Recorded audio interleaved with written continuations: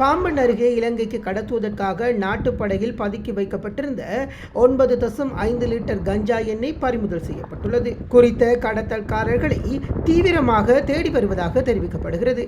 ராமநாதபுரம் மாவட்ட கடற்கரை பகுதி இலங்கைக்கு மிக அருகே இருப்பதனால் பாம்பன், முந்தல் முனை, குந்துக்கால், வேதலை, மரக்காயர்பட்டினம், தனுஷ்கோடி உள்ளிட்ட கடற்கரைகளிலிருந்து இலங்கைக்கு சட்டவிரோதமான முறையில் நாட்டு படகுகளில் ஐஸ் போதைப் பொருள் கடத்தல், கஞ்சா, கடல் குதிரைகள், கடலட்டைகள், மஞ்சள் உள்ளிட்ட பொருட்கள் கடத்தப்பட்டு வருகின்றன. இந்த நிலையில் இன்று அதிகாலை பாம்பன் அடுத்த முந்தல் முனை கடற்கரையிலிருந்து இலங்கைக்கு நாட்டு படகில் கஞ்சா எண்ணெய் கடத்த இருப்பதாக இந்திய கடலோர காவல் படையினருக்கு கிடைத்த தகவலின் அடிப்படையில் இந்திய கடலோர காவல் படையினர் அப்பகுதியில் உள்ள காட்டுப்பகுதியில் மறைந்திருந்தனர். அப்போது ஒரு நாட்டுப்படகில் மர்ம நபர்கள் 4 கஞ்சா எண்ணெய் பொட்டலங்களை ஏற்றிக்கொண்டிருந்ததை கண்ட இந்திய கடலோர காவல் அவர்களை மடக்கி பிடித்துள்ளனர். இதனை அடுத்து நாட்டுப்படகையும் அதில் இருந்த 9.5 லிட்டர் கஞ்சா ஆயிலையும் பறிமுதல் செய்துள்ள இந்திய கடலோர காவல்படை வீரர்கள் இந்திய கடலோர காவல்படை மண்டப முகாமிற்கு எடுத்துச் சென்று விசாரணைகளை மேற்கொண்டு வருகின்றனர். முதற்கட்ட விசாரணையில் கடற்கரையில் நிறுத்தி வைக்கப்பட்டிருந்த நாட்டுப்படகிலிருந்து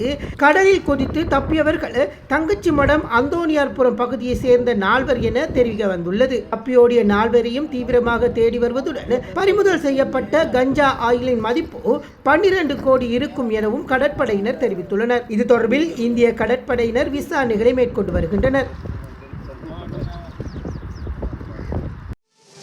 மேலதிக செய்திகளுக்காக எமது யூடியூப் தளத்தை சப்ஸ்கிரைப் செய்யுங்கள்.